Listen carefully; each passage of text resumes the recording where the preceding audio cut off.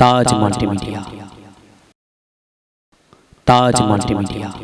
বন্ধুরা, আমাদের ভিডিওটি ভালো লাগলে দয়া করে লাইক বাটনে ক্লিক করুন, কমেন্টস করুন এবং আমাদের চ্যানেলটি সাবস্ক্রাইব করতে ভুলবেন না। আসসালামু আলাইকুম ওয়া রাহমাতুল্লাহি ওয়া বারাকাতুহু। আলহামদুলিল্লাহি রাব্বিল আলামিন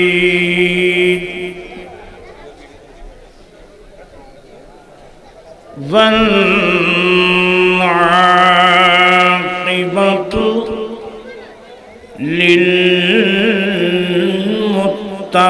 للمتقين والصلاة والسلام على سيدنا وسندنا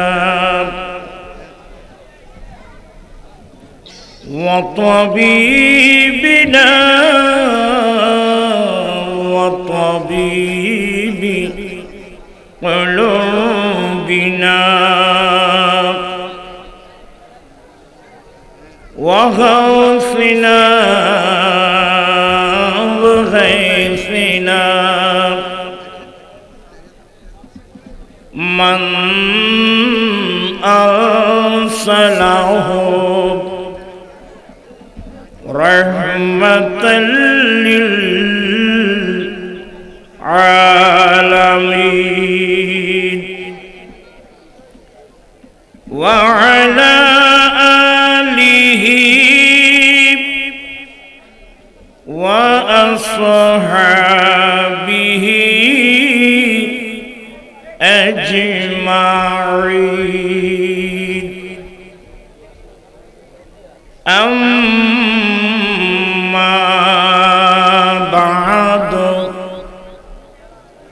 فقد قال الله تعالى في شان حبيبه آمرا ومخبرا إن الله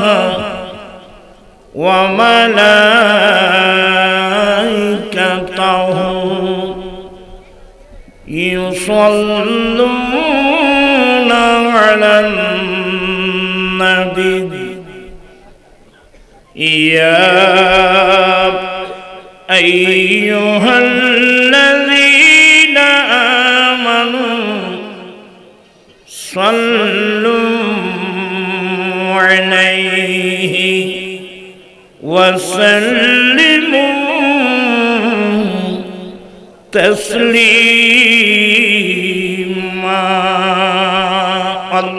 اللهم صل على مولانا محمد وعلى آله.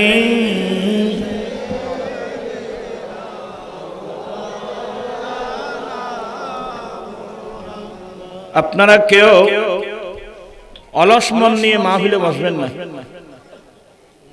এগুলো অলস মানুষের কাজ না। এখানে বসতে হবে বুক ভরা আল্লাহ এবং আল্লাহ রসুলের প্রেমার ভালোবাসা নিয়ে। অতএব আমি একটু কষ্ট দেব, আমি বেশিক্ষণ থাকবো না, আমি অসুস্থ মানুষ। যারা বয়স্ক মানুষ, মুরব্বী, ওরা যেভাবে সুবিধা সেভাবে বসবে। আপনারা যারা ইয়ং যুবক বা ছাত্র, আপনারা নামাজের মতো দুজানু হয়ে বসেন। এটা কোরআন সুন্নাহর মজলিস বাবু। সালাতুন ইয়া রাসূলুল্লাহ আলাইকুম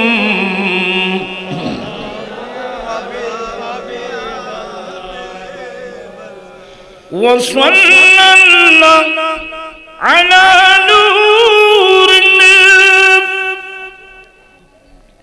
के शुद्ध रहा पैदा जमे अज़ बिवुसकने फलक दर इश्क़ शैदा स्वालातुने रसूलल्लाह अलैकुम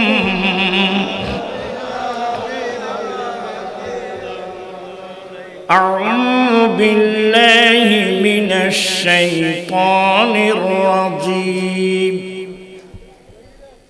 بسم الله الرحمن الرحيم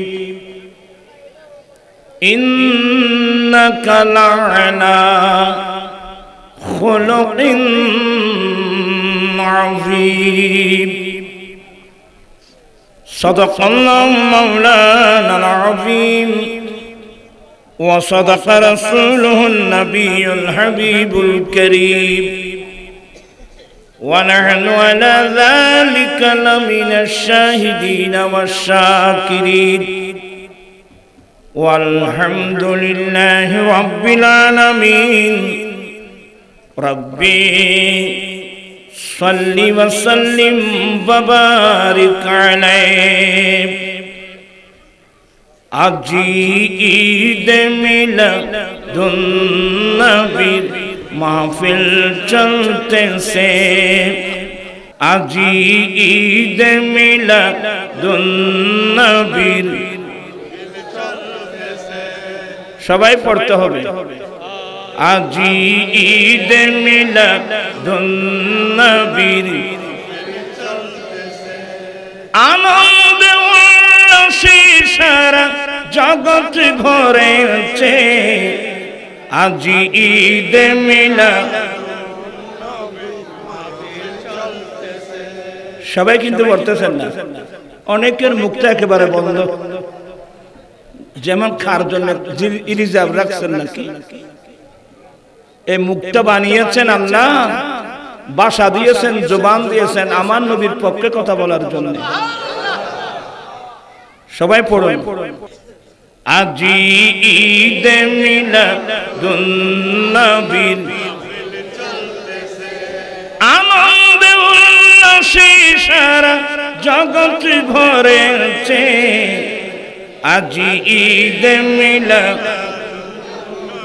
মাহফিল নূরের নবীর নূরি চরম যেদিন পাইব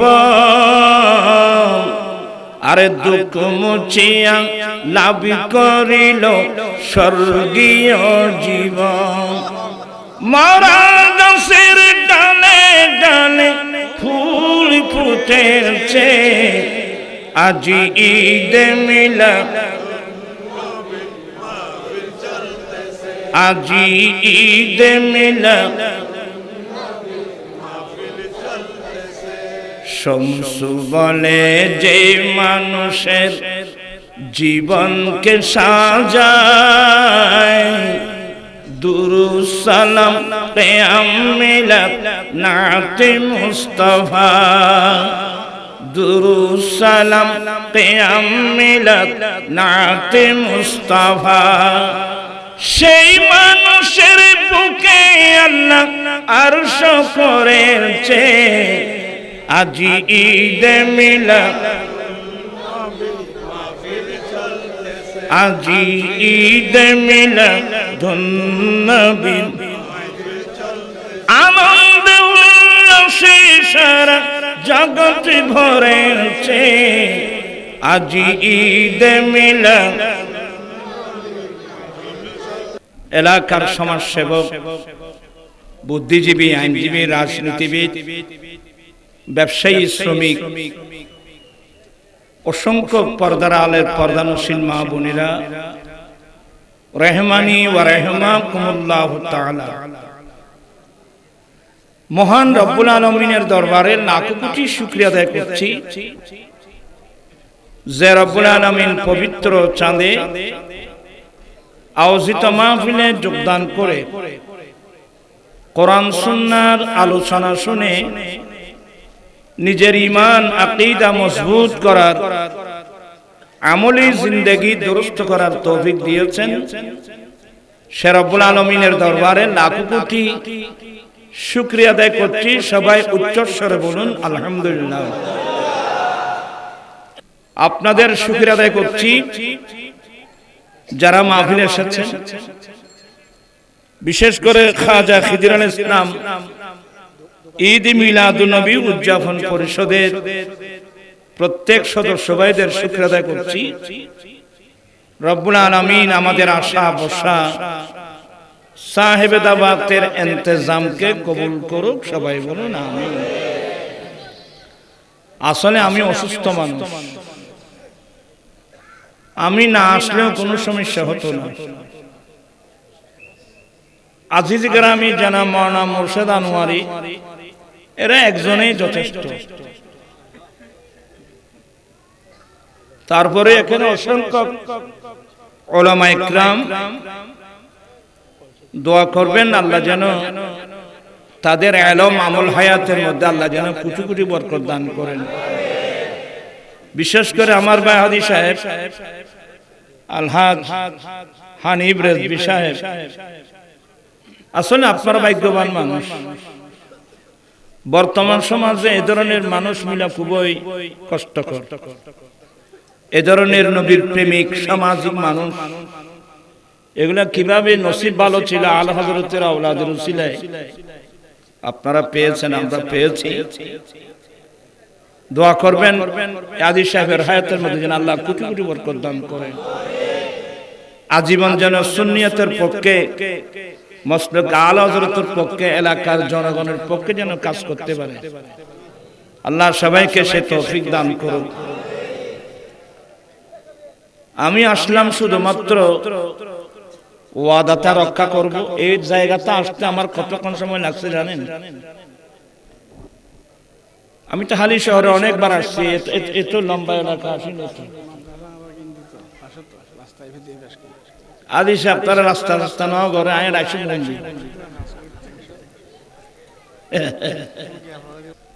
আচ্ছা যাই হোক,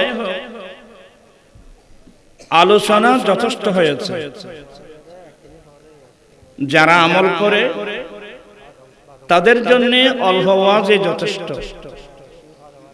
আর যারা আমল করে না আপনি সারা রাত ওয়াজ করলেও কোনো কাজে আসবে না। আমি কোরআন মাজিদ ফুরকান হামিদের একটি আয়াতে কারিমা তেলাওয়াত করলাম। মহান রব্বুল আলামিন যদি তৌফিক দান করেন একেবারে অল্প সময়ে অল্প কথা বলে আমি আমার বক্তব্য শেষ করব। যতক্ষণ বসবেন বুক ভরা আল্লাহ এবং রাসূলের প্রেম নিয়ে বসবেন, নিয়ত শুদ্ধ করে বসবেন, আমল করার উদ্দেশ্যে বসবেন।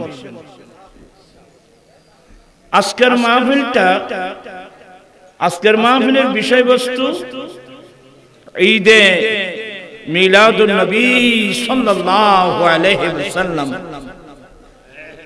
নবী পাওয়ার আনন্দ। আসলে আমি অনেকবার অনেক জায়গায় বলেছি, আমরা বড় ভাগ্যবান মানুষ।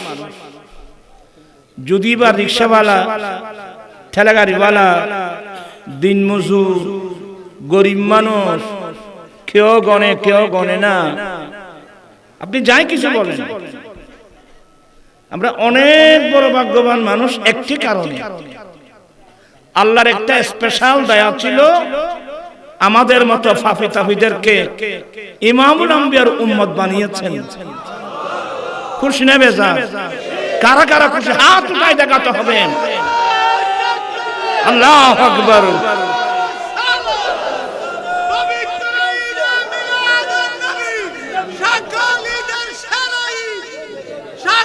নবী পাওয়ার আনন্দ সবচেয়ে বড় আনন্দ।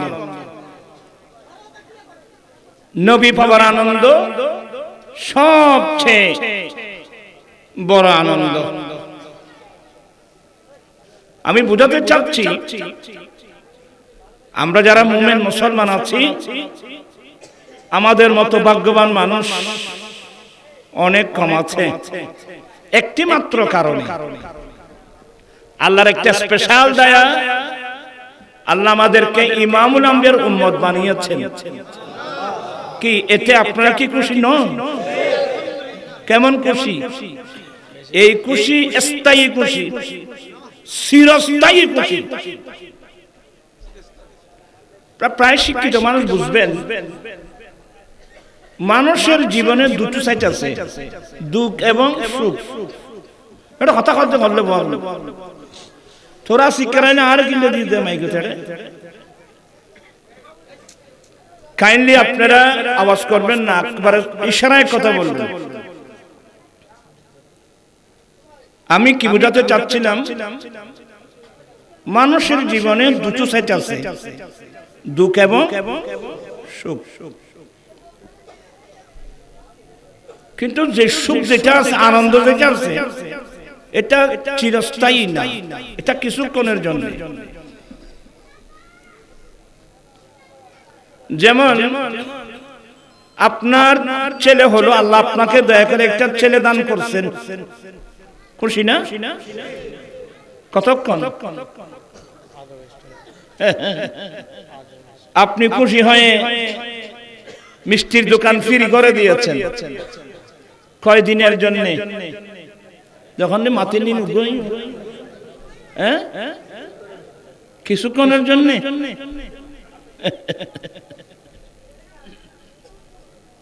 ছেলে হয়েছে খুশি, সত্যি খুশি। কিন্তু আমি কি জানি এই ছেলেটা আমার জন্য কি নিয়ামত হবে, না এই ছেলে আমাদের জন্য কিয়ামত হবে? নিয়ামত হলে তো ভালো, কিন্তু বর্তমান সমাজে দেখা যায় অধিকাংশ ছেলে মা বাবার জন্য কিয়ামত হয়ে দাঁড়িয়েছে।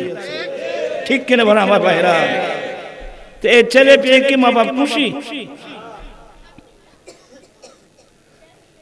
আল্লাহর নবী বলেন, ইযা মাতাল ইনসানু ইনকাতা আনহু আমলুহু ইল্লা মিন সালাসা, ইল্লা মিন সাদাকাতিন জারিয়া আও ইলমিন ইনতাফাউ বিহি আও ওয়ালাদিন সালিহিন ইয়াদউ লাহু।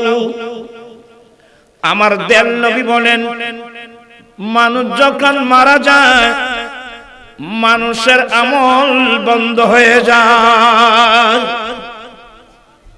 সবাই তো মারা যেতে হবে, কেউ থাকবো? সাহেব কে আছেন? আমি থেকে যাব? আপনি হাজার হাজার কোটি টাকার মালিক, অনেক ধন সম্পদের মালিক, ফাজারু ফ্রাডু, অনেক দামি দামি গাড়ি, অনেক বড় বড় ফ্যাক্টরির মালিক। সবার মেমোরিতে একটা জিনিস রাখতে হবে, আমার হায়াতের বাজেট যখন শেষ হবে, সব কিছু ফেলে আমাকে চলে যেতে হবে কোথায়? প্রাণ পিছনে মেয়েরা, এখানে কেউ থাকবো না আমরা। আমার বাবা কোথায়, আমার দাদা কোথায়, আমার নানা কোথায়? লক্ষ লক্ষ কোটি কোটি মুসলিম বাবু আমাদের আগে আগে নিয়ে কবরস্থানে চলে গেছে, আমাদেরকেও চলে যেতে হবে। এই জন্য মনীষীরা বলেন কি জানেন, ভাবিয়া করিও কাজ, করিয়া ভাবিও না। আমার কিছু সামান্য নসিহতমূলক কথা। আল্লাহর নবী বলেন, আমি নবীর হাদিস শোনাচ্ছি আপনাদেরকে, আমার না। একজন মুসলমানের অন্তরে নবীর প্রতি কত আদব আছে, মহব্বত আছে, এগুলোর বহিঃপ্রকাশ এই সমস্ত মাহফিল। আপনারা মনে কষ্ট নিবেন না, আমি বেশিক্ষণ থাকবো না, অল্পক্ষণ। আপনাদের অবস্থা বুঝে তো ব্যবস্থা। আল্লাহর নবী বলেন, মানুষ যখন মারা যায়, মানুষের আমল বন্ধ হয়ে যায়। আপনারা আজকে মাহফিলে আসছেন, মারা গেলে কি আসতে পারবেন? কথা বলছেন না বাবা? মানুষ যখন মারা যায় মানুষের আমল বন্ধ হয়ে যায়, কিন্তু তিন প্রকারের মানুষ মারা যাওয়ার সত্ত্বেও তাদের আমলনামা কিয়ামত পর্যন্ত চলতে থাকবে। এমন নিয়ামত আমার রাসূল আমাদেরকে দিয়ে গেছেন, পৃথিবীর কোন ইতিহাসে পাবেন না। আপনি অক্সফোর্ড ইউনিভার্সিটিতে যান, এই শিক্ষাগুলো কিন্তু পাবেন না। আমার নবী বলেন, এক নম্বর হলো ইল্লা মিন সাদাকাতিন জারিয়া, যারা আল্লাহর রাস্তায় দান করে। আপনি যদি দিনে রাতে প্রকাশ্যে আল্লাহর রাস্তা বলতে গরিব মিসকিন কাঙ্গাল অসহায় মানুষের দিকে আপনি যদি সাহায্যের হাত প্রসারিত করে থাকেন, আপনি মারা যাবেন সত্য, কিন্তু আপনার এই সদকায়ে জারিয়াগুলো কিয়ামত পর্যন্ত আপনার আমলনামায় চলতে থাকবে। যে কাজগুলো আপনার কাজে আসবে ও কাজগুলো করবেন।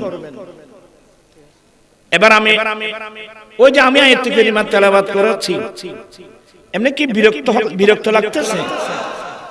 আমার আল্লাহ আমার দয়াল নবী সম্পর্কে বলছেন, ইন্নাকা লাআলা খুলুকিন আযীম, হে নবী নিশ্চয় আপনি অতি উত্তম আদর্শের উপর অধিষ্ঠিত।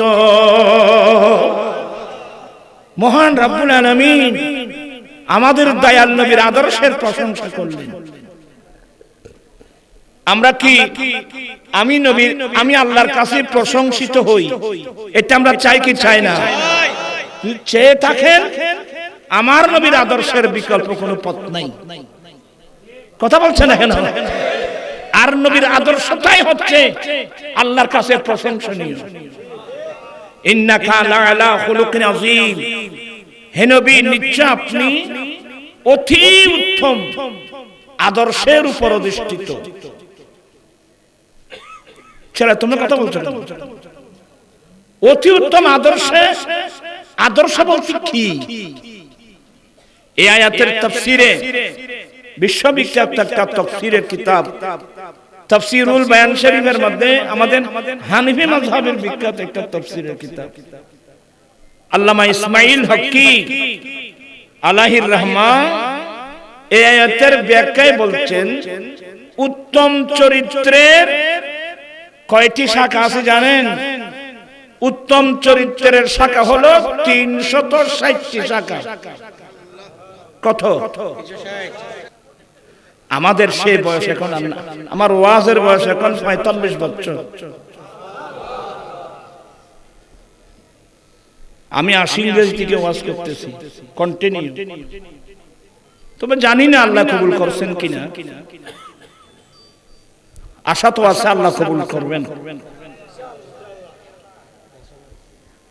একটু মনোযোগ সহকারে এগুলো শুনবেন, কষ্ট করে না ঘুমিয়ে মাহফিলে আসছেন, এটা কিন্তু কাজে লাগাতে হবে। এই সুযোগ যে আবার পাবেন তার কোনো নিশ্চয়তা নেই রে বাবা। বিশেষ করে ইয়ং জেনারেশন যারা স্কুল কলেজ ইউনিভার্সিটির ছাত্র ভাইরা, শিক্ষিত সমাজ, একটু মনোযোগ সহকারে শুনবেন। আপনার কিয়ামতের মাঠে আমার পাল্লা আপনার পাল্লা ভারী হবে উত্তম চরিত্রের মাধ্যমে। যার চরিত্র যত ভালো হবে তত আপনার মিজান ও পাল্লা কি হবে? ভারী হবে। আমি বললাম যে উত্তম চরিত্রের কয়টি শাখা? 360টি শাখা। 360টি শাখার মধ্যে সবচেয়ে উত্তম হলো ডান হাতে বাম হাতে দিনে রাত্রে গরিব মিসকিন কাঙ্গাল অসহায় মানুষের দিকে সাহায্যের হাত প্রসারিত করা। চিৎকার দিয়ে বলুন না সুবহানাল্লাহ। দানি মানুষ আল্লাহর প্রিয়, দানি মানুষ আমার রাসূলের প্রিয়, দানি মানুষ ফেরেশতাদের প্রিয়, দানি মানুষ মানুষের প্রিয়। দানি মানুষকে শুধু মুসলমান না, অমুসলিমরাও দানি মানুষকে মহব্বত করতে বাধ্য। একটি মাত্র সম্পদ আল্লাহ রাস্তায় কি করা। আপনি বুখারী শরীফ খুলেন, আমার নবীর একটা নাম হলো আজওয়াদুন নাস, মানব জাতির মধ্যে সবচেয়ে বড় দানি আমার দয়াল নবী। মানব জাতির মধ্যে সবচেয়ে বড় দানি। জমানে মে সখিয়ে সা কহি দেখা। আমার ভাই হাসান রাজা পড়লে সুন্দর লাগতো, আমরা তখন বয়স্ক মানুষ। ইয়ে দরবারে মুস্তাফা হ্যায়, यहाँ अपनों का क्या कहना, यहाँ से हाथ खाली गैर बीजा या नहीं करते। अरे আমার নবীর দরবার এমন একটা দরবার, এই দরবারে আপনজনের কি কথা, কোন বিদর্ভী পর্যন্ত এই দরওয়াজা থেকে জীবনে কোনোদিন খালি হাতে ফিরে যায় নাই। আল্লাহুম্মা সাল্লি সাইয়্যিদিনা নাবিয়িনা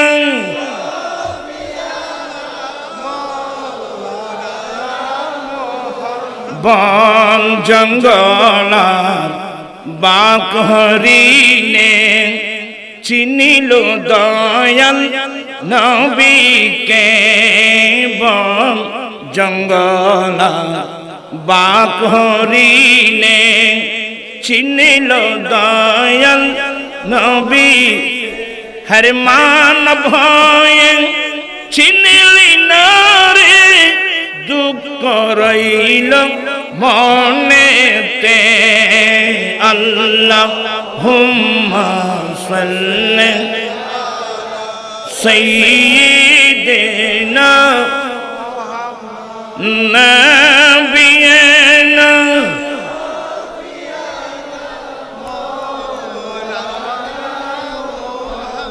আমার আলা হযরত কি বলছেন জানেন? वहाँ किया जुद करम है शैबत तेरा, वहाँ किया जुद करम है शैबत तेरा। अरे नहीं सुनता ही नहीं मांगने वाला तेरा। अरे चित्कार दी बोलूं ना सुभान यादी साहब আর দিতাম বলছেন, গরিবরা দিতাম বলছি, যে মহব্বত করে দিচ্ছেন আলহামদুলিল্লাহ। কি অসুবিধা হচ্ছে? খুব ঠান্ডা মেজাজে ওয়াজ শুনবেন, বেশিক্ষণ 1 ঘন্টা, আর কার বিরক্ত করব না। আমার আলা হযরত বলেন, আমার দয়াল নবীর বড় আদর্শ 1 নম্বর জুদ। জুদ বলা হয় ওই দানিকে যার কাছে না চাইলেও দান করে। আমরা তো চাইলেও অনেকে দান করে না, কিন্তু জুদ বলা হয় চাওয়া ছাড়া কি করা, দান করা চাওয়া ছাড়া। জুদ মানে চাওয়া ছাড়া কি করা, চাওয়া ছাড়া দান করা। করম মানে চাইলে দেওয়া। আমার নবীর মধ্যে 1 নম্বর গুণ, আমার নবীর চাওয়া ছাড়াও দেয়, চাইলেও দেয়। চাইলে কতটুকু দেয়? मेरे करीम से गर कतरा किसी ने मांगा, मेरी करीम से गर कतरा किसी ने मांगा, अरे दरिया बहा दिए, दरिया बहा दिए, दुर्बे बहा दिए हैं, उनकी महक ने दिल के गंचे की लग। मोहब्बत নিয়ে বসতে হবে। আমার নবী এমন দয়াল নবী যার কাছে এক ফোঁটা চাইলে একটা সমুদ্র দেয়।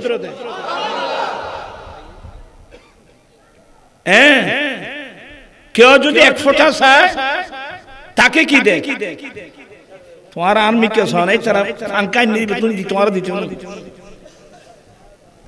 এক ফোঁটা চাইলে আমার নবী কি দেয়? আচ্ছা আমি কয়েকটা হাদিস বলি, আপনাদের সুন্দর ইয়ে যদি ভালো থাকে ইনশাআল্লাহ বলবো।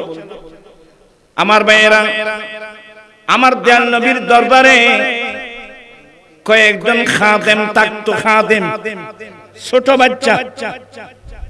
খাদেম মানে কোন বাচ্চা? ছোট বাচ্চা।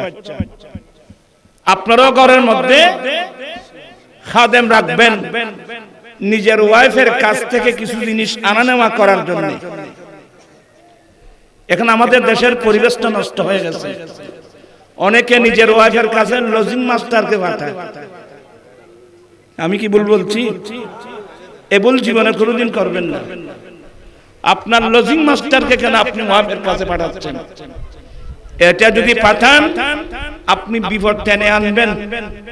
এক সময় দেখবেন যে আপনার লজিং মাস্টার আপনার ওয়াইফকে নিয়ে পালিয়ে গেছে। এই ধরনের হয় কি হয় না? আল্লাহ আল্লাহ রসুল সে বেশি বুঝলে আপনি অ্যাক্সিডেন্ট করবেন। ছোট বাচ্চা রাখবেন খাদেম।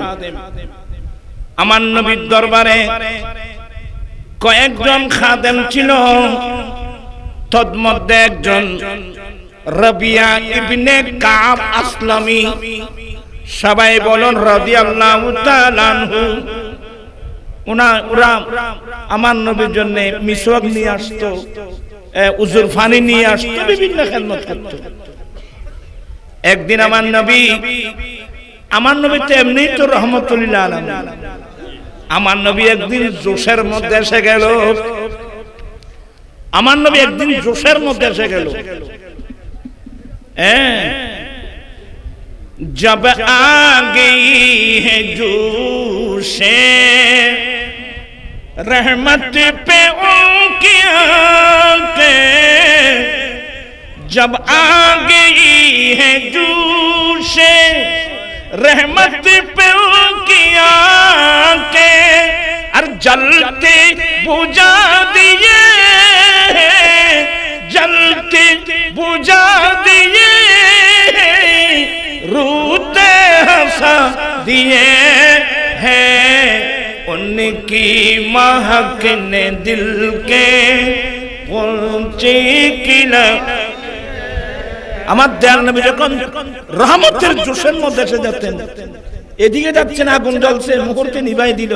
এদিকে যাচ্ছেন মানুষের কান্না, মুহূর্তে কান্না বন্ধ করে দিল। এই আদর্শ কোথায় পাবেন বাবা বলেন তো? আচ্ছা যাই হোক, আমার নবী বলেন সাল ইয়া রাবিয়া, এ রাবিয়া তুমি কিছু চাও না।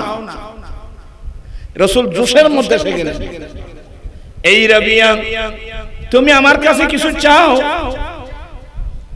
আমাদের দেশে কিছু হুজুর আছে নবীর কাছে চাওয়াকে শিরকের ফতোয়া দেয়। আশা করি আপনাদের এখানে যে সমস্ত লোক নাই, নবীর কাছে চাওয়াকে কিসের ফতোয়া দেয়? শিরকের ফতোয়া দেয়। আচ্ছা না আসলে আমার ওয়াজ শুনবে কিভাবে? আসতে তো হবে। আমার কাজ হলো তাদেরকে বুঝানো, তার নসিব ভালো থাকলে হেদায়েত পাবে, হেদায়েত না থাকলে তো আমি তো আর হাতুড়ি মেরে তো তাকে হেদায়েত করতে হবে না, ওদেরকে আসার সুযোগ দিতে হবে। আমি সবাইকে সুযোগ দিই, ওরা আমাদের ছেলে, ওরা আমাদের এই ভাই, আজকে ভিন্ন মত চলে গেছে আর কি, ওদেরকে বুঝিয়ে আনতে হবে। আপনারা কি বিরক্ত হয়ে যাচ্ছেন? আমার নবী বলেন, এ রবিয়া চাও না, সাল সাল ইয়া রবিয়া, এ রবিয়া আমার কাছে কিছু চাও না। আচ্ছা আমরা যদি হতাম, আমরা বলতাম যে আল্লাহ আমাকে 2 কোটি টাকা লাগবে, কথা বলছেন? আমরা কেউ বলতাম আমার 210 জন সম্পদ লাগবে। কিন্তু রবিয়া ইবনে কাব আসলামী অল্প বয়সের হলেও চমৎকার, সেই বলে দিলেন আসআলুকা মুরাফাকাতাকা ফিল জান্নাহ, নবী গো দুনিয়ার মধ্যে আপনি আমাকে আপনার খেদমতে জায়গা দিয়েছেন, জান্নাতীয় আপনার খেদমতে থাকতে চায়। প্রাণ পিছাইবেরা, দুনিয়ার চেয়ে তো কোনো লাভ নাই, দুনিয়ার চেয়ে কি লাভ আছে আমাকে বলেন তো? নবী গো আমি দুনিয়াতে আপনি আমাকে দয়া করে আপনার খেদমতে জায়গা দিয়েছেন, আমি জান্নাতেও আপনার খেদমতে থাকতে চাই। আমার নবী বলেন আও গায়রা জালিক, আর কি? মানে এটা মঞ্জুর হয়ে গেছে। সুবহানাল্লাহ বলবেন না? কি নবীরা দিতে পারে? আমাদের দেশে কিছু হুজুর আছে যে বুঝে না আর কি,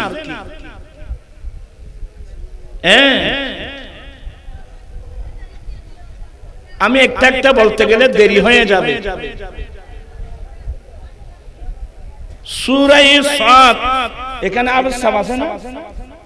ও আমার ভাই তো আজি সাহেব, সূরা সাদ সবাই কান পেতে শুনুন, রেকর্ড করুন। আল্লাহর নবী সুলাইমান আলাইহিস সালাম, আল্লাহর নবী সুলাইমান ইসলাম আল্লাহর কাছে প্রথমে দোয়া করলেন, আল্লাহ তুমি আমাকে ক্ষমা করে দাও, আল্লাহ তুমি আমাকে মাফ করে দাও, আল্লাহ তুমি আমাকে ক্ষমা করে দাও। আর কি? ওয়াহাবিলি মুলকান লা ইয়ামবাগি মিন বাদি, ইল্লা না ওয়াহাবিলি মুলকান, আল্লাহ তুমি আমি সুলাইমানকে এমন একটা রাজ্য দান করো, এমন বাদশাহী দাও, এমন একটা রাজ্য। বাদশাহী কে দেবে? এই মানুষের বেনামাতে দেখেন, বাদশাহী কে দেবে? এখন তো যুদ্ধ চলতেছে, কে রাষ্ট্র দখল করবে? আরে আকে আল্লাহকে রাজি করো। মাল্লাহুল মাওলা ফালাহুল কুল, আল্লাহকে রাজি করো। সুলাইমান ইসলাম বললেন, আল্লাহ তুমি আমাকে এমন বাদশাহী দাও যে যত বড় বাদশাহী আমার পরে অন্য কারো জন্য প্রযোজ্য নয়। আল্লাহ তুমি আমাকে কি দান করো? কার কাছে চেয়েছেন? আল্লাহর কাছে চেয়েছেন। এখন আমরা সবাই ফতোয়া দিই আল্লাহর কাছে চাও, বাস্তব দেখা যায় মানুষের দ্বারা দ্বারা ধরতে। সুলাইমান ইসলামের দোয়া আল্লাহর দরবারে কি হয়ে গেল? কবুল হয়ে গেল। তা আল্লাহ কি বললেন? ফাসাখখারনা লাহুর রিহা, অতঃপর আমি রব্বুল আলামিন সুলাইমান ইসলামের জন্য বাতাসকে তার নিয়ন্ত্রণে করে দিলাম। এই দেখেন আল্লাহ সুলাইমান ইসলামের জন্য বাতাসকে কি করে দিলেন? এই জান্নাত মাটি দিয়ে রাখবেন ন বুঝে, বাতাসকে সুলাইমান ইসলামের নিয়ন্ত্রণে করে দিলেন। এই বাতাস এদিকে আসো, বাতাস সুলাইমান ইসলামের কথা মানতে বাধ্য। ইয়াজিরি এরপর আয়াত আছে যে সুলাইমানের নির্দেশ, বাতাস তো সুলাইমান ইসলামের নির্দেশে করে নিয়ন্ত্রণ করে দিয়েছেন। সুলাইমান ইসলামের নির্দেশে এই বাতাস সুলাইমান ইসলামের সিংহাসনকে একেবারে তার গন্তব্যস্থলে পৌঁছে দেন, কিঞ্চিত পরিমাণ কোনো জাঁকুনি নাই। আমরা প্লেনে চড়ি, দুবাই যায়, আবুধাবি যায়, মস্কত যায়, কাতার যায়, সৌদিয়া যায়, হ্যাঁ যত বড় ফ্লাইট হোক, দেখা যায় আকাশের মধ্যে মাঝপথে অনেক সময় এমন জাঁকুনি মারে মনে হচ্ছে প্লেনটা এখনই পড়ে যাচ্ছে। হ্যাঁ, কিন্তু সুলাইমান ইসলামের নির্দেশ এই বাতাস, আল্লাহু আকবার। ওইখানে কি ইঞ্জিন ছিল? আরে কিসের ইঞ্জিন? আল্লাহ যার নিয়ন্ত্রণে করে দিয়েছেন বাতাসকে। এই বাতাস আমি সুলাইমানের সিংহাসন। আচ্ছা, সুলাইমান ইসলামের সিংহাসন কত বড় দেখছেন? আমাদের বাংলাদেশের দৈর্ঘ্য কত, প্রস্থ কত? আপনারা হিসাব করে দেখেন। সুলাইমান ইসলামের তখতে সুলাইমান সিংহাসন 300 মাইল লম্বা, 300 মাইল দৈর্ঘ্য। কোথায় পাবেন? আমাদের হানাফি মাযহাবের বিখ্যাত তাফসীরের কিতাব তাফসীর রুহুল বায়ান শরীফের উর্দু সারা করেছেন পাকিস্তান আল্লামা ওয়াইসি রাহমাতুল্লাহ আলাইহি, ফয়ুজুর রহমান এই কিতাবের মধ্যে তথ্য দিচ্ছেন সুলাইমান ইসলামের তথ্য কত বড়? 300 মাইল লম্বা, 300 মাইল প্রস্থ। আচ্ছা, আমাদের বাংলাদেশ লম্বার মধ্যে 300 মাইল হলেও এদিক সেদিক হবে। কত বড় সিংহাসন! এই বাতাস আমাকে নিয়ে যাও, করে নিয়ে গেল। কত বড় বাদশাহী, কত বড় সম্মান! এই বাতাস আমাকে আবার আমার গন্তব্যে পৌঁছিয়ে দাও। নিয়ে আসলেন বাতাসকে আমার আল্লাহ সুলাইমান ইসলামের কি করে দিয়েছেন? নিয়ন্ত্রণে করে দিয়েছেন। আহা, আল্লাহু আকবার! চোখের পানি আসে এসব আয়াত যখন পড়ি, আল্লাহর অনুদানের কথা যখন শুনি। বর্তমান বাংলাদেশ তথা বিশ্বের মুসলমানের যে করুণ অবস্থা, চোখের পানি তো আর ধরে রাখতে পারি না। আমরা তো এই সম্পদ বুঝা হারিয়ে ফেলছি। কথা বলছেন না কেন বাবা আমার ভাইরা? এরপরে আল্লাহ বলেন ওয়াশায়াতিনা কুল্লা বান্নাইন ওয়া গাফফাস। এরপরে আমার আল্লাহ বলেন শয়তান বলতে জিন জাতি, সমস্ত জিন জাতি, কুল্লা বান্না যারা বড় বড় প্রাসাদ নির্মাণকারী, জিনের মধ্যে যারা বড় বড় প্রাসাদ নির্মাণকারী, ওয়া গাফফাস বড় বড় ডুবুরি, যারা সমুদ্র তেরা নদীর তলদেশে আটলান্টিক মহাসাগরের তলদেশে ডুব দিয়ে মণিমুক্তা জহরিয়া কুল নিয়ে আসেন, এমন জিন জাতিকে আল্লাহ সুলাইমান ইসলামের নিয়ন্ত্রণে করে দিয়েছে। আল্লাহু আকবার! এই যে বাইতুল মাকদাস, মসজিদ আকসা, যেটা নিয়ে আজকে ইসরায়েল জালেমরা আমাদের লক্ষ লক্ষ মুসলিম ভাই বোনদেরকে শহীদ করে দিচ্ছে। কথা বুঝতেছেন? চোখের পানি আসে বাবা। চতুর্পাশে এতগুলো মুসলিম কান্ট্রি থাকতে কিভাবে ফিলিস্তিনি মুসলিম ভাই বোনের উপর এভাবে আক্রমণ করতে পারে? আর জাতিসংঘটা কোথায়? জাতিসংঘ কোথায়? ওরা জাতিসংঘ বিল পাস করে, বিল পাস করলে কি হবে? নেতানিয়াহু তো বৃদ্ধাঙ্গুল দেখা। এর বিরুদ্ধে আপনারা কি পদক্ষেপ নিয়েছেন? কোন পদক্ষেপ নিবে না। এই জন্য আমি অনেকবার রাগ করে বলছি, পৃথিবীতে যতগুলো মুসলিম কান্ট্রি আছে, সমস্ত মুসলিম প্রায় 55টা যে মুসলিম কান্ট্রি, আজকে সমস্ত মুসলিম কান্ট্রির সমস্ত মুসলিম ভাইয়েরা একটা মুসলিম জাতীয় সংঘ গঠন করা দরকার আছে। এই ইহুদি নাসারা, এই জাতির সঙ্গে ইহুদি নাসারার সঙ্গে এটা মুসলমানের কোনো কাজ আসবে না। এগুলো বলতে গেলে চোখের পানি আসে বাবা। আমাদের অবস্থা কেন অবস্থা হলো? আল্লাহ সবাইকে এগুলো বুঝার তৌফিক দান করুন, আমিন। বুঝাতে চাচ্ছিলাম বাইতুল মাকদাস এটা প্রথম বানিয়েছেন আমাদের আব্বা আদম আলাইহিস সালাম। আল্লাহর ঘর খানায়ে কাবা নির্মাণে 40 বছর পরে আল্লাহর নির্দেশে সাল্লাল্লাহু আলাইহি ওয়াসাল্লাম ওই মসজিদ আকসা কি করেছেন? পুনর্নির্মাণ করেছেন। আদম আলাইহিস সালাম নির্মাণ করেছেন, এরপরে সুলাইমান আলাইহিস সালাম পুনর্নির্মাণ করেছেন। কিন্তু সুলাইমান আলাইহিস সালাম যে এত বিরাট মসজিদ আকসা বানিয়েছেন, আচ্ছা কত টাকার বাজেট ছিল? বাজেট কত? আমরা একটা ব্রিজ করতে গেলে হাজার হাজার কোটি টাকার বাজেট করতে হয়। এই বাজেটের মধ্যে থেকে কন্ট্রাক্টরের পকেটে দেয় একটা অংশ, তারপর আর কি ওই যে ইঞ্জিনিয়ারের পকেটে দেয় একটা, কন্ট্রাক্টরের পকেটে দেয় আরেকটা। এগুলো বললে আপনারা আবার রাগ করবেন। কিন্তু কোন মুসলমান, আপনি যদি মুসলমান হয়ে থাকেন, এক পয়সা আপনি আত্মসাৎ করতে পারবেন না। আপনি মুসলিম হয়ে থাকেন। আমার নবীর বড় একটা গুণ ছিল, আমার নবীর বড় উপাধি আল আমিন, আমানতদার। আমরা কোন নবীর উম্মত এটাও যদি আমাদের জানা না থাকে, এই মাহফিলে আপনি কি করবেন? আমার নবীর বড় উপাধি আল আমিন, আমানতদার।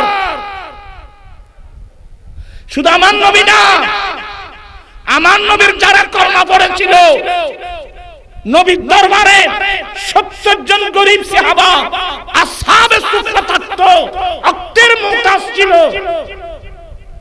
সে বেলালকে আমার রাসূল ইসলামী ট্রেজারির দায়িত্ব দিল।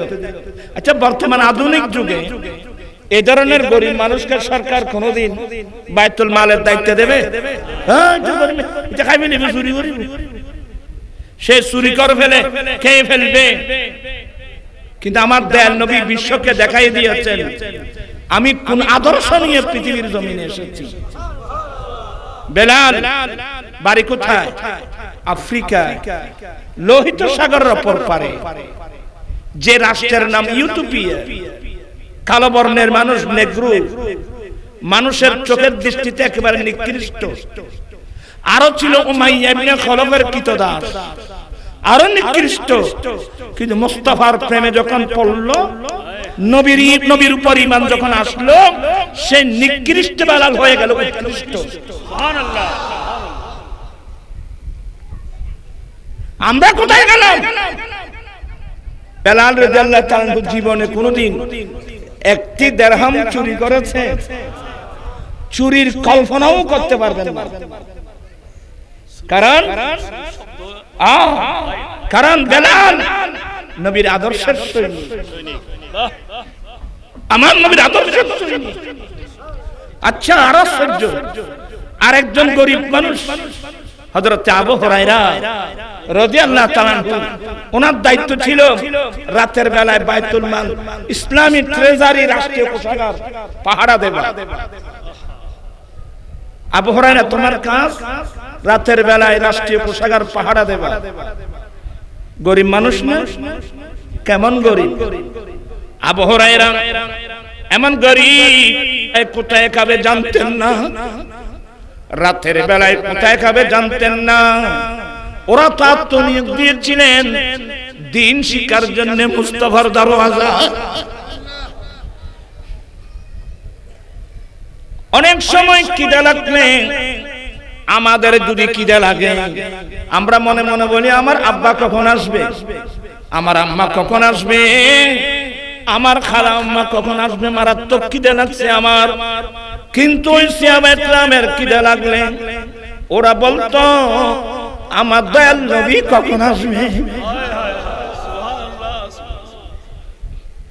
আলমে বালা সিক ऐसा इशारा मिल गया हम बेसहारा को मोहम्मद का सहारा मिल गया ना नाज कर अपनी मुकद्दर पर हलीमा सादिया नाज कर अपनी मुकद्दर पर हलीमा सादिया अरे शहरे मक्का में तुझे मौला का प्यारा मिल गया अरे चित्कार दे बोलो ना सुभान अल्लाह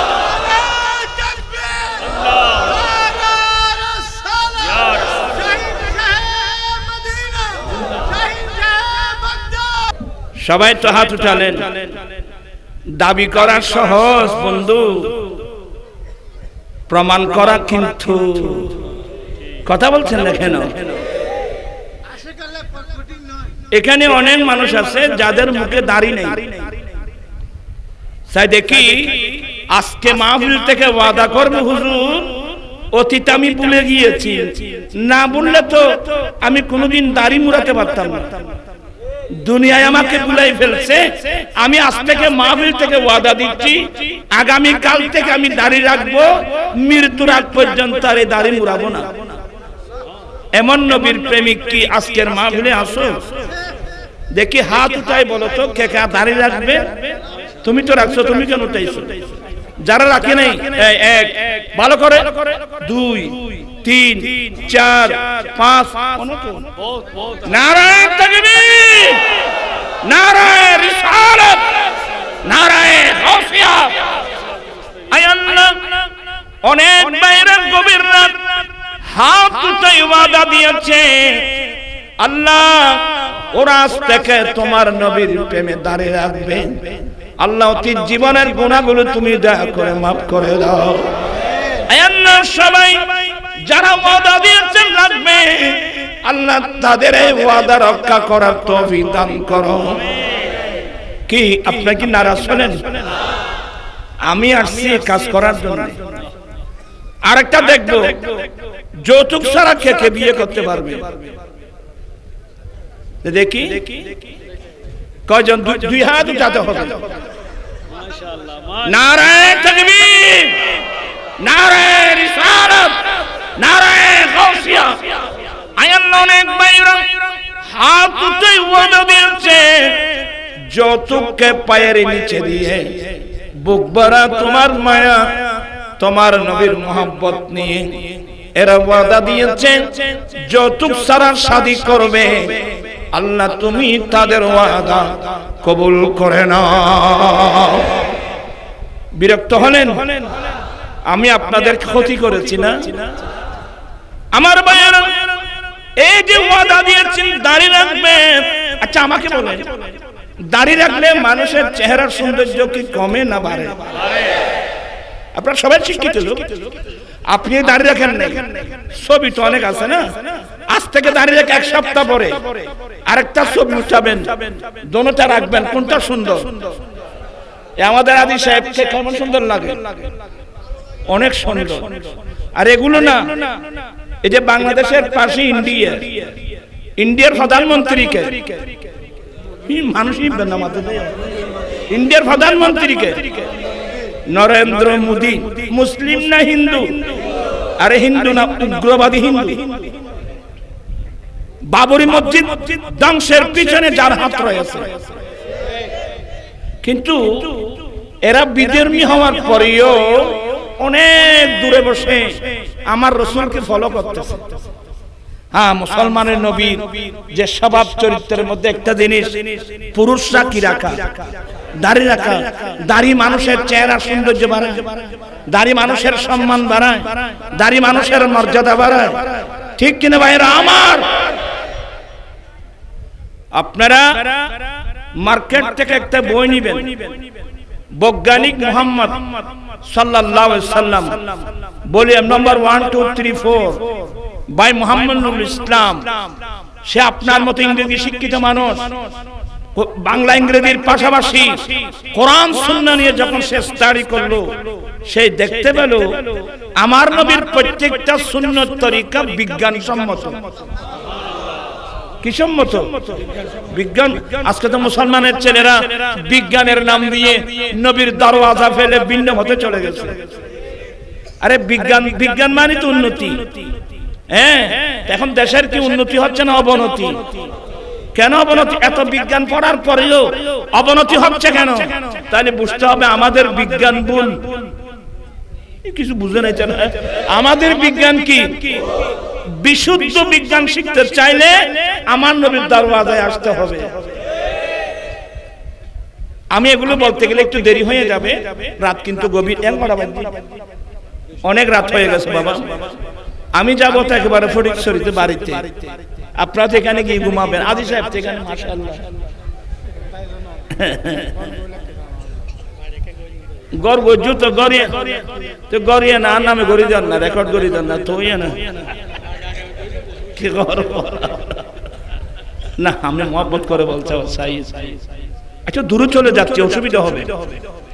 বলতে চেয়েছিলাম হযরত সাইয়েদনা আবু হুরায়রা রাদিয়াল্লাহু তাআলা, আপনারা আমার কথার লাইন ঠিক রাখবেন। ওনাকে দায়িত্ব দিয়েছেন ট্রেজারি, রাতের বেলায় ট্রেজারি কি করার জন্য, পাড়া দেওয়ার জন্য। আর ওরা কি, ওদের যখন কি লাগতো ওরা কেনে বলতো আমার দয়াল নবী কখন আসতেছেন। কার নবী ছাড়া তো তাদের জন্য আর কেউ ছিল না। আল দয়াল নবী কোথায় তশরিফ নিয়েছিলেন? হুজরায় গেলেন। আমার নবী বলছেন, আমাদের আম্মি জানের কাছে জিজ্ঞাসা করলেন কি খাওয়ার কিছু আছে? বলি ইয়া রাসূলুল্লাহ এক পেয়ালা দুধ আছে। এগুলো ছাগলের দুধ, ব্রেনের জন্য অত্যন্ত ভালো, এগুলো জাল দিতে হয় না। বিসমিল্লাহ পরে শুধু খাওয়া। আপনার ছেলে মেয়েদের জন্য ব্রেনের জন্য অত্যন্ত উপকারী ছাগলের দুধ, এগুলো খাওয়ানোর চেষ্টা করবেন, ছাগলের দুধ খাওয়ানোর চেষ্টা করবেন ছেলে মেয়েদেরকে। বেলাল আবু হুরায়রা রাদিয়াল্লাহু তাআলা দেখলেন যে আমার নবী হাতের মধ্যে দুধের পেয়ালা নিয়ে হুজরা শরীফ থেকে বের হচ্ছে। বাড়ি খুশি, আমার অন্তর তো চাচ্ছে এটা আমার কি দেন আছে মারাত্মক। আল্লাহর নবী খুব মনোযোগ, আল্লাহর নবী দুধের পেয়ালা নিয়ে বের হলেন। আবু হুরায়রা মনে মনে বেশি খুশি, এক্ষুনি আমাকে দেবে। ঠিক এই নবী বললেন আবু হুরায়রা এটা নাও, আবু হুরায়রা এটা নাও। আমি দুধের পেয়ালা নিলাম, কারণ সাহাবায়ে কেরাম তো নবীর পারমিশন ছাড়া কোনো কাজ করতেন না। আমরা কারো কোনো পরামর্শ করি? এখন দেখা যায় অনেক মুসলমান হুজুর মন্দিরে গিয়ে গীতা পাঠ করে, মানুষ এগুলো না মাত্র। আমি কি ভুল বলছি? আমি তার কাছে জিজ্ঞাসা করি, তুমি যে মন্দিরে গিয়ে মূর্তি পূজায় গিয়ে গীতা পাঠ করছো, নবীর পারমিশন আছে? আল্লাহর পারমিশন আছে? নবীর পারমিশন আছে? আরে কিভাবে থাকবে?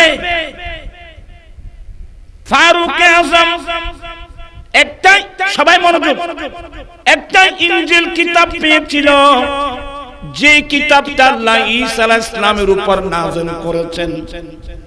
একটা পেয়ে নবীর কাছে পারমিশন চেয়েছেন, ইয়া রাসূলুল্লাহ ইয়া হাবিবাল্লাহ আমি একটা ইনজিল কিতাব পেয়েছি হুজুর, এটাও তো আল্লাহর একটা কিতাব, আমি কি একটু পড়ে দেখতে পারবো?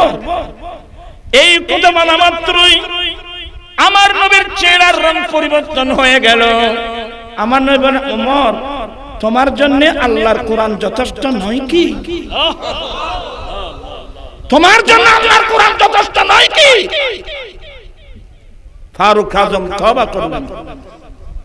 প্রান্তি সাহেবেরা, যেখানে ফারুক আযম আমার নবী ইনজিল কিতাব পড়ে দেখার কি জানেন, পারমিশন দেয় নাই, শেষ করে তুমি হিন্দু ঘরায় গিয়ে মন্দিরে গিয়ে গীতা পাঠ করতেছ। মানুষ এভাবে গুমরা হতে পারে? তোমাকে এগুলো বলতে কে বলছে? আরেকজন কি বলতো শুকর। এগুলো সবার ঈমান চলে গেছে। যারা এখানে শুকর বলছে ঈমান কি হয়ে গেছে? ক্যান্সেল হয়ে গেছে। তুমি তওবা করে আবার কালমা পড়ে আসতে হবে। এগুলোর কি প্রয়োজন ছিল আমাকে বলে দিত। এন্দু ভাড়া গেলে করতে হবে না ভাই, বোন আল্লাহ তো করছো না।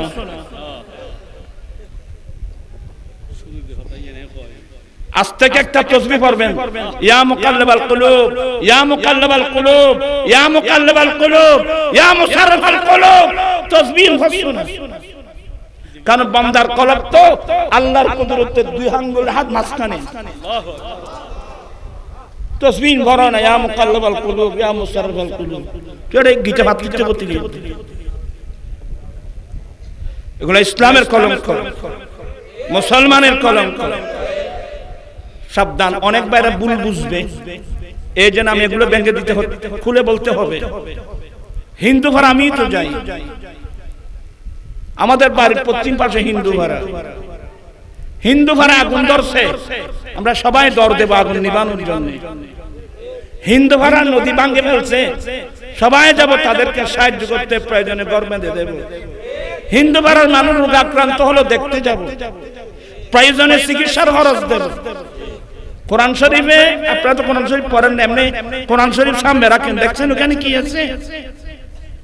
আল্লাহ বলেন, লা ইয়ানহাকুমুল্লাহু আনিল্লাযীনা লাম ইউকাতিলুকুম ফী দীনিকুম। অন্য ধর্মের মানুষ যতক্ষণ পর্যন্ত তোমাদের সাথে তোমাদের ধর্ম নিয়ে যুদ্ধ করবে না, অন্য ধর্মের মানুষ যতক্ষণ পর্যন্ত তোমাদেরকে তোমাদের দেশ থেকে তাড়িয়ে দেবে না, ততক্ষণ পর্যন্ত তাদের সাথে সদ্ব্যবহার করা আল্লাহ নিষেধ করেন নাই।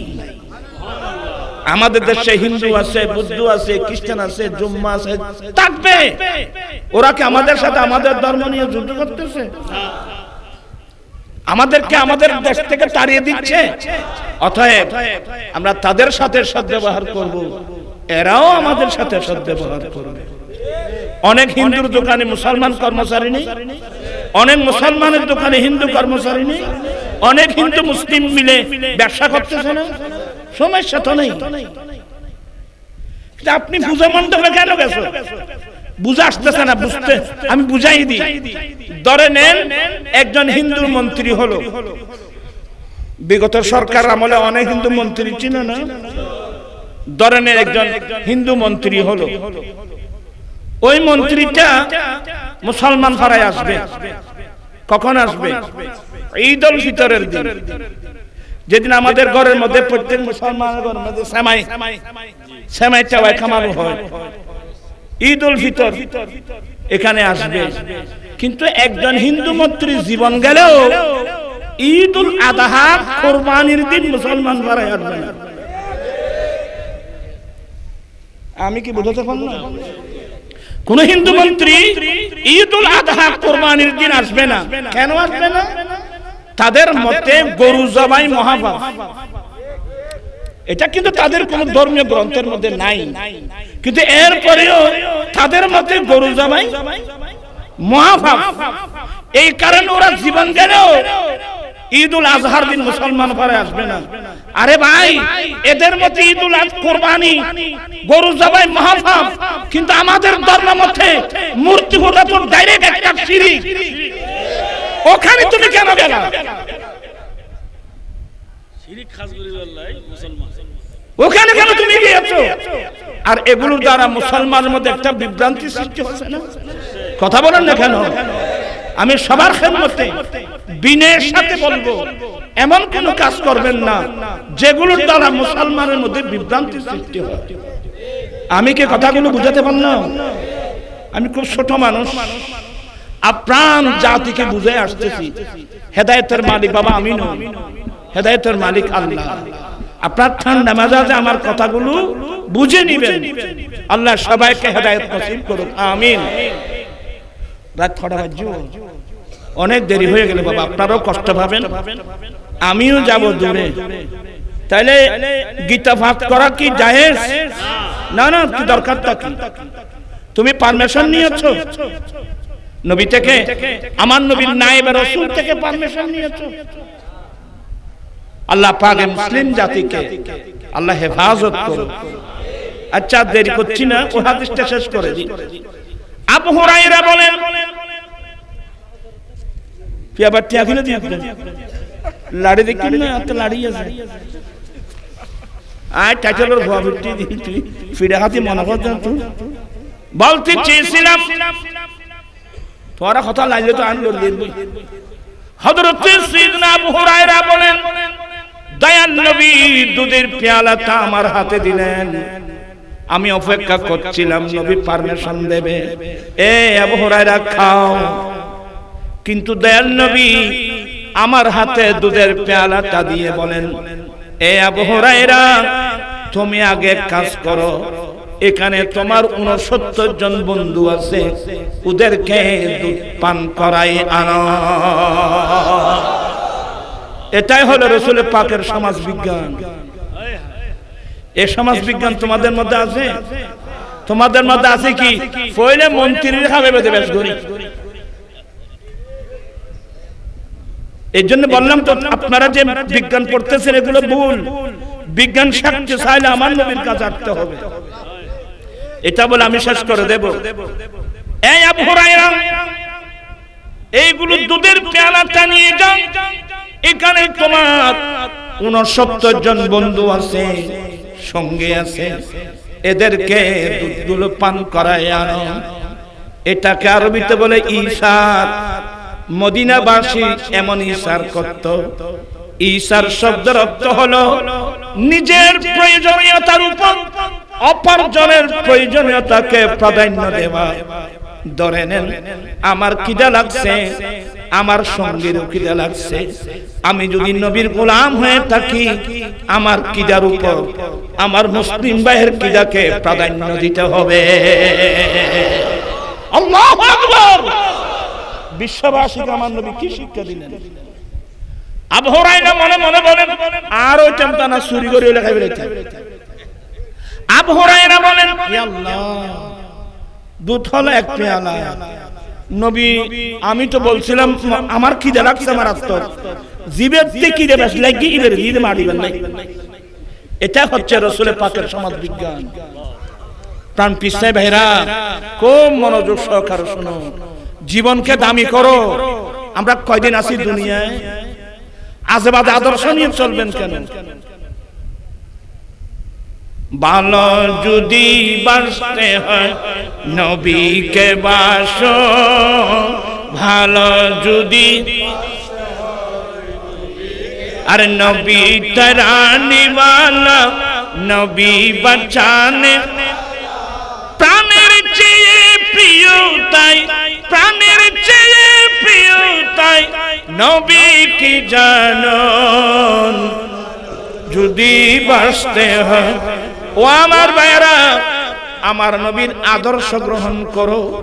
নিজের আদর্শটা আল্লাহর কাছে পছন্দনীয় হবে, ঠিক কিনা রে বাবা? আবু হুরায়রা মনে মনে বললেন, হে আল্লাহ, এই 69 জন বন্ধুকে যদি আমি দুধ পান করাই, আয় তো লেইয়ার ওখানে ফোড়া বাইতাম। কিন্তু নবীর নির্দেশ। আল্লাহু আকবার। হযরত আবু হুরায়রা লাইন ধরে প্রায় 69 জন বন্ধুকে দুধগুলো পান করায় আনলেন। সবাই কিন্তু দুধ পান করার আগে কি পড়তেন? বিসমিল্লাহ। সুবহানাল্লাহ বলবেন না? তোরা বিসমিল্লাহ পড়ো না? মিজাদান করিস চকাতে বিসমিল্লাহ পড়তে তো বিগরা সাহেবের থেকে।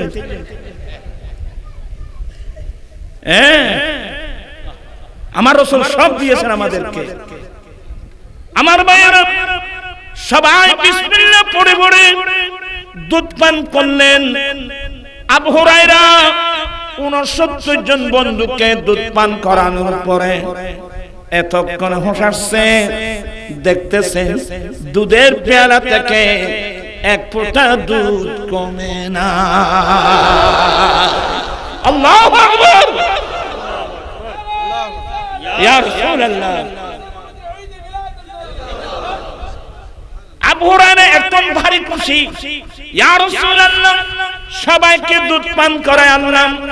আমার দয়াল নবী মুস্কি হেসে বলছেন, আবু হুরায়রা এবার তুমি পেট ভরে খাও। আবু হুরায়রা দেখেন, এটার নাম ঈসা, এটার নাম মানবতা। বিরক্ত হচ্ছেন? গরু ছাগল লালন পালন করেন, আর সিটি এলাকার মানুষ এটা গরু বাণিজ্য করতে। আপনারা, আমরা ছোটবেলায়, আমরা তো গ্রাম অঞ্চলের ছেলে, আর আমরা দরিদ্র ফ্যামিলির ছেলে। আমাদের ঘরে গরু ছিল, কিন্তু দরিদ্র হলেও এটা আমাদের কোনো চিন্তা ছিল না, খুশি ছিল মনে। কেন খুশি ছিল? একজন আলেমের জবান থেকে শুনেছিলাম, আমার রাসূল তো বাদশার বাদশা দোয়া করেছিলেন, আল্লাহুম্মা আহিনি মিসকিনা ওয়া আমিত মিসকিনা ওয়া আশরনি ফি, আল্লাহ তুমি আমাকে দরিদ্র অবস্থায় রাখিও, দরিদ্র অবস্থায় ইন্তেকাল দিও, গরীব মানুষদের সঙ্গে কিয়ামতের মাঠে হাসর করিও। সেদিন থেকে দরিদ্রতাকে অহংকার মনে করেছে, অলংকার মনে করেছিল। দরিদ্রতা আমাদের অলংকার, আমাদের অহংকার। কারণ আমাদের নবী কোন দলের? গরিবের দলের। আর সাহাবায়ে কেরামদের মধ্যে যারা পয়সাওয়ালা ছিল, নবীর সঙ্গে থাকার জন্য তাদের সমস্ত দৌলত দ্বীন মিল্লাত মাযহাবের জন্য খরচ করে দিয়েছিলেন। আসলে এগুলো বুঝার বেশ কম। আবু হুরায়রা পেট ভরে পান করলেন, দেখা গেল দুধ কমে না। আমার রাসূল কিভাবে সাহাবায়ে কেরামদেরকে গঠন করেছেন, এটা হচ্ছে আমার রাসূলের সমাজ বিজ্ঞান। সে আবু হুরায়রাকে দায়িত্ব দিলেন রাতের বেলায় বাইতুল মাল ট্রেজারি পাহারা দেওয়ার জন্য। একদিন চোর আসলো, আর দেশে পাহারা দাঁড়াতে আলি, এটা মিকেল এর পরিগুণ দেখি। কথা বলছেন না কেন? দায়িত্বের প্রতি কোনো গুরুত্ব নেই। ওই কর্ণফুলি বিশুদ্ধকে গাড়ি ইন্দিত নইতে উন্দিত নইতে, ওইটা লাল বাতি কো দাঁড়াই দিতে, লাল বাতি কো মাথায় বই দিই, গাড়ি দুনিকে তুলতে বাজছে। আপনারা সবাই দায়িত্বের প্রতি সদয় হতে হবে সবাইকে। আমি কোরআন শরীফ পড়লে আশ্চর্য হয়ে যাবেন। একটা ফাঁকি, হুদুদ ফাঁকি, সুলাইমান ইসলামের পারমিশন ছাড়া, একটা হুদুদ ফাঁকি পারমিশন না নিয়ে কোথায় চলা যাওয়ার কারণে কি বললেন? মা লিয়া লা আরাল হুদহুদা। কিরে হুদুদ ফাঁকিকে ডিউটিতে দেখা যাচ্ছে না কেন? আম কানা মিনাল গায়বিন, আজকে কি সে ডিউটির মধ্যে অনুপস্থিত আছে?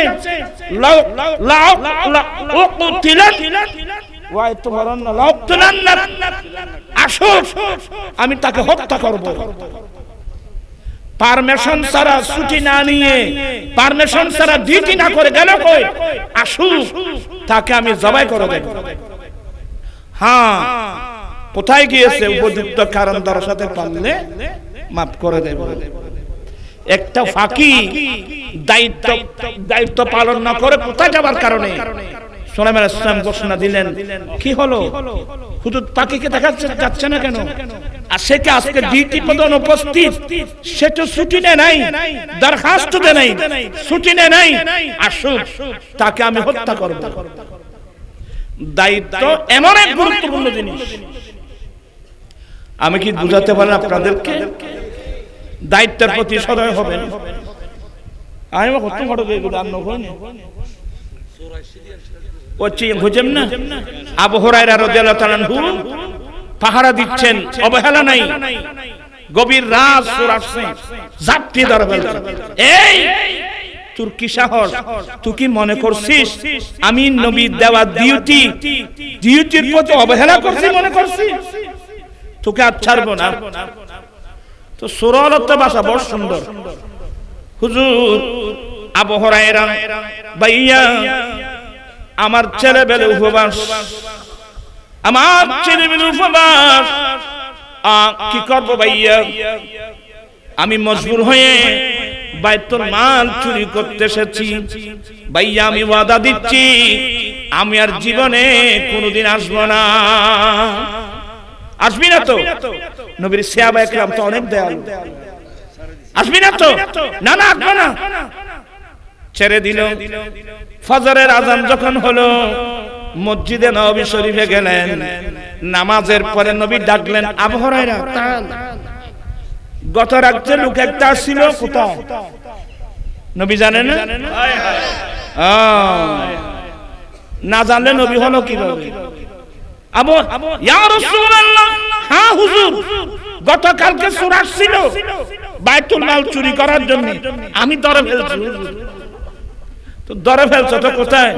ইয়া রাসূলুল্লাহ, সে চোখের পানি ছেড়ে দিয়ে কান্নাকাটি করছেন, তার ছেলেবেলা উপবাস, সে আমার সাথে ওয়াদা করছে আর জীবনে আসবে না, এই জন্য আমি ছেড়ে দিলাম। আমার নবী বলেন, আবু হুরায়রা সেই বড় মিথ্যুক, সে আগামীকাল আবার আসবে। রাসূল যখন বলছেন সে অবশ্যই, সে কেমন চোর? তারপর দিন বলে না, আজকে শুনবো না। গভীর রাত, থালা খুলতেছিল, আবু হুরায়রা এসে ঝাপকে ধরলো, এই তুই গতকালকে আমার সাথে ওয়াদা করেছিস, আমি তোর মহব্বত করে মায়া করে ছেড়ে দিয়েছি, আজকে না তোর চারাচারে নেই। বলে, আবু হুরায়রা ভাইয়া, গতকাল কি ওয়াদা দিয়েছি আসবো না, আমার ছেলে মেয়ে খুবই কান্নাকাটি করতেছে ভাইয়া। আচ্ছা, আমি আল্লাহর কসম করে বলছি আমি আর আসবো না। ও যখন কসম করছে, বলে আসবি না তো? বলে, আমি কসম করে বলছি আমি আসবো না। ছেড়ে দিলেন। এদিকে আযান হলো, মসজিদ নববীতে আমার নবী নামাজ পড়বেন। আবু হুরায়রা, ওই কি খবর? হুজুর আজকে আসছিল, ধরে ফেলছি, ভাবছিলাম তাকে ধরে বেঁধে আপনার কাছে আনবো। হুজুর কেঁদে কেঁদে সে কসম করছে। আচ্ছা, সরাইয়ের কোনো কসম আছে না? কিন্তু ইসলাম কসমকে গুরুত্ব দেয়। কিতাবুল আইমান কসমের যে চ্যাপ্টার আছে, আল্লাহু আকবার। আচ্ছা, যাই হোক, ও হুজুর আমি ছেড়ে কসম করছে, এই আবু হুরায়রা সে নিত্য, সে আগামীকাল আবার আসবে। আবু হুরায়রা বলেন, নবী যখন বলছেন তো আসবেই, সে যাই বলুক আমি তাকে ছাড়বো না। অসুবিধা নয়, আশা যদি তো ইয়াল কইতাম না, আজ আর নকরিন পাইবে আর খাম মেন জিয়ান আসিয়ান খাম করি বেলায় যৌতুক ছাড়া বিয়ে করিবে তো ওই জান্নামাতি খাম করি ফেলায় পাইবে, তাই ইনশাআল্লাহ। দাড়ি এটা হয়ে গেছে, আগামীতে আরো কিছু আসবে, যেগুলো ইসলামী দল আজকে মাঠে গরম আছে না, অনেক ইসলামী দল আমরা ক্ষমতায় গেলে রাষ্ট্রীয় গাড়ি বাড়ি ব্যবহার করবে না। হ্যাঁ, এটা একটু ভালো উদ্যোগ, রাষ্ট্রীয় গাড়ি বাড়ি ব্যবহার করবে না, কিন্তু বলা উচিত ছিল আমরা যদি ক্ষমতায় যাই তাহলে আমরা সুদ বন্ধ করে দেব। এটা কিন্তু কেউ বলে না, যৌতুক বন্ধ করে দেব, এগুলো বলে না। আমি একজন গুনাহগার মানুষ, আমি এক সময় রাগ করে বলেছিলাম, এক সময় প্রধানমন্ত্রী মহিলা, বিরোধী দলীয় নেত্রী মহিলা, স্পিকার মহিলা, শিক্ষামন্ত্রী মহিলা, এতগুলো মহিলা মন্ত্রী থাকতে নারী জাতির উপর যৌতুক প্রথা থাকতে পারে কিভাবে? আমি একজন মোল্লা মানুষ, আমি নেমে গেছি আজকে 16 বছর পেরিয়ে, এখন 17 বছরে পদার্পণ করেছি। আমি বুঝাতে সক্ষম হয়েছি ইনশাআল্লাহ। হাজার হাজার মানুষ এখন যৌতুক ছাড়া কি করতেছে? বিয়ে করতেছে। হাজার হাজার মানুষ যৌতুক ছাড়া বিয়ে করার শপথ নিয়েছে। আপনারা আমার আন্দোলনে থাকবেন তো? থাকবেন তো? আসুন জনগণের পক্ষে কাজ করি বাবা, মরে গেলে তা করতে পারবেন না।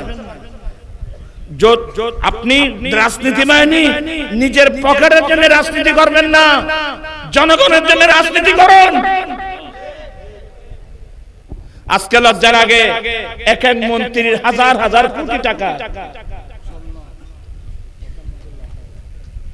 লজ্জা লাগতেছে বাবা। এই যে শীতকাল, যারা পয়সাওয়ালা, আপনি ভালো ভালো সুইটার কিনতেছেন, হাজার হাজার গরিব ফ্যামিলি একটা সুইটার কিনার পয়সা নেই, একটা কম্বল কেনার পয়সা নেই। আমাদের অনেক ছেলেরা কোটিপতির ছেলে লক্ষ টাকা পকেটে নিয়ে যাচ্ছে কক্সবাজারে। আমি অনুরোধ জানাবো, তুমি কক্সবাজার নয়, এই লক্ষ টাকাগুলো নিয়ে তুমি মেডিকেলে যাও।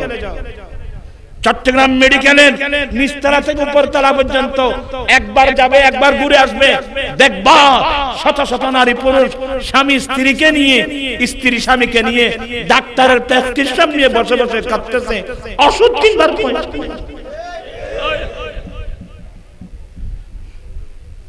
ওখানে দান করো।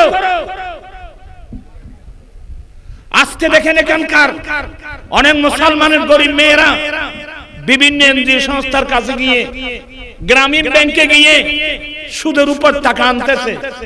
কথা বলছেন দেখেন আপনারা, আমি কি ভুল বলছি? কত মেয়ে কিস্তির টাকা পরিশোধ করতে না পেরে নিজের সতীত্ব হারিয়েছে, কত মেয়ে স্বামী হারা হয়েছে, কত মেয়ে পিতা বাড়ি হারা হয়েছে। এই মুসলমানের মহিলারা বিভিন্ন সংস্থা, বিদেশি, আমেরিকা, ইউরোপ, বিদেশি কোম্পানি, এনজিও সংস্থার কাছে গিয়ে, গ্রামীণ ব্যাংকে গিয়ে সুদের উপর টাকা আনছে। এই জন্য আমরা সবাই দায়ী। আপনি বাঁচতে পারবেন না। কই আপনার অ্যাকাউন্টের মধ্যে ৩-৪ কোটি টাকা, ৫০ লক্ষ টাকা। আপনি চাইলে তো এলাকার এই সমাজের ২০ জন ৩০ জন মেয়েকে আপনি দেখে এনে জনপ্রতি ১০,০০০ টাকা করে অনুদান দিতেন। এই তুমি আজ থেকে জীবনে যেন গ্রামীণ ব্যাংকে না যাও, এনজিও সংস্থার কাছে না যাও। এনজিও সংস্থা থেকে টাকা আনলে তোমাকে কিস্তি কিস্তি পরিশোধ করতে হবে, আমাকে পরিশোধ করতে হবে না। আমি ২০,০০০ টাকা তোকে অনুদান দিলাম। এইভাবে যদি একজনে যদি ২০ জন মেয়েকে ১০,০০০ টাকা করে অনুদান দেয়, তাহলে ২ লক্ষ টাকা যাবে মাত্র। আপনার ২ লক্ষ টাকা খরচ হলে আপনার কি আসে আর যাবে? এমন পয়সা সমাজের মধ্যে নাই। সবাই যদি সাহায্যের হাত প্রসারিত করেন, এই মেয়েরা কোনদিন আজকে গ্রামীণ ব্যাংকে যাওয়ার দরকার ছিল না, আজকে ইনজিও সংস্থার কাছে দর্শন ছিল না।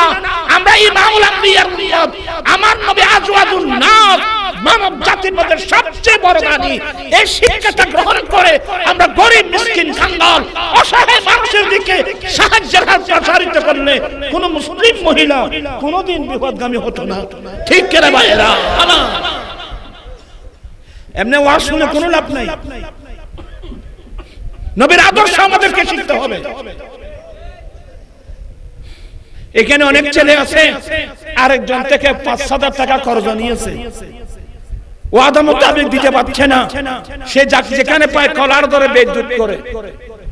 আপনারা সবাই দেখতেছেন, কিরে অমুককে কিভাবে লাঞ্ছনা, শিকার লাঞ্ছনা, লাঞ্ছিত করছিস কেন?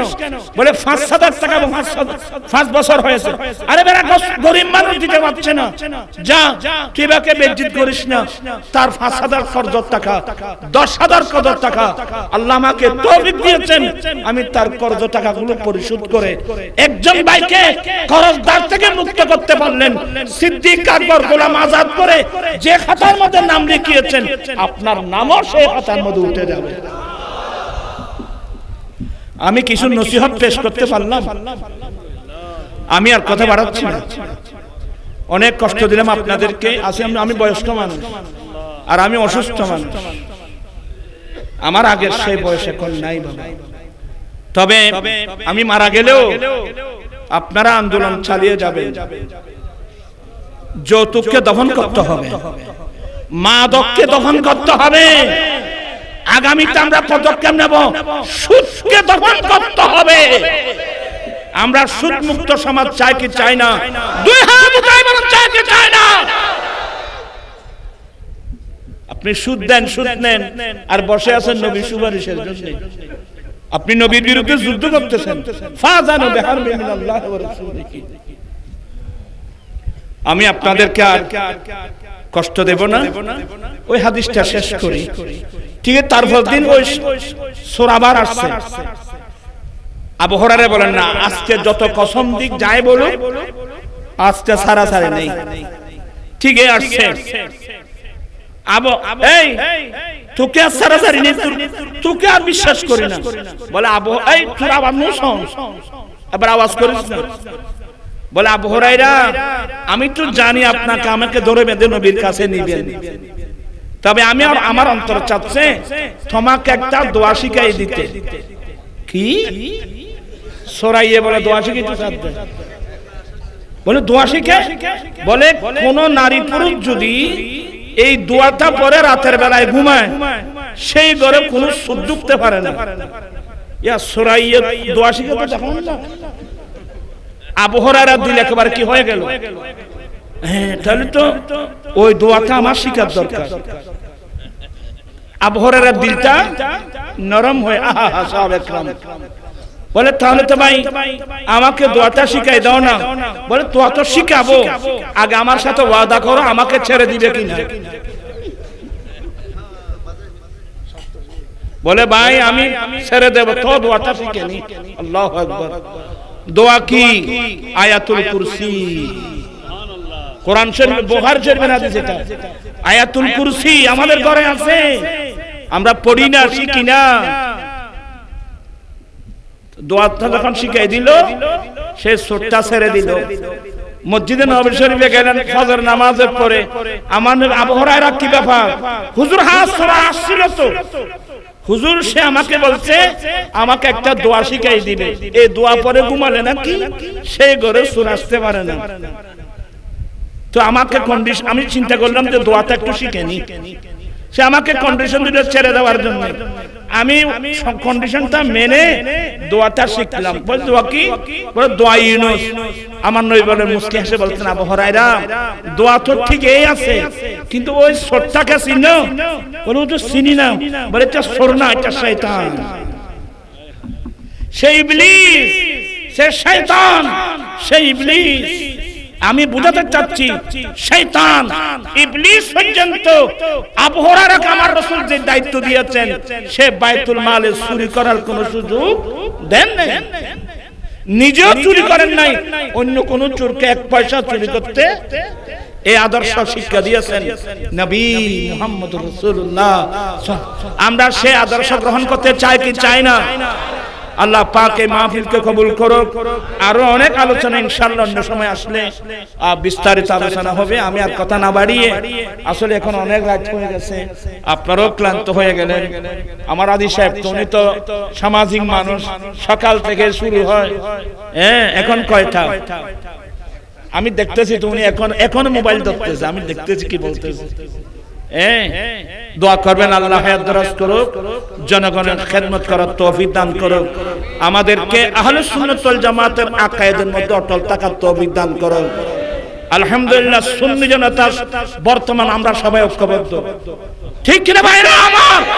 সমস্ত সুন্নি জনতা একেবারে সংকীর্ণতা পরিহার করে আমরা সমস্ত সুন্নি জনতা ঐক্যবদ্ধ।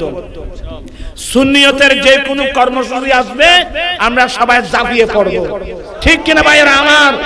প্রমাণ করতে হবে বাংলাদেশ সুন্নি জামাতের বাংলাদেশ, বাংলাদেশ আউলিয়া ইকরামদের বাংলাদেশ, ঠিক কিনা ভাইরা আমার? দোয়া করব যারা বিপদগামী, ইসলামের নাম নিয়ে বিপদগামী হচ্ছে, আল্লাহ তাদেরকেও ঈমান ইসলাম বুঝে ফিরে আসার তৌফিক দান করুন। ওয়া আখিরু দাওয়ানা আলহামদুলিল্লাহ। মুর্শিদ আয়তো বলতে গরিব না, তারা মানুষ একটু সালামি পেশ করো।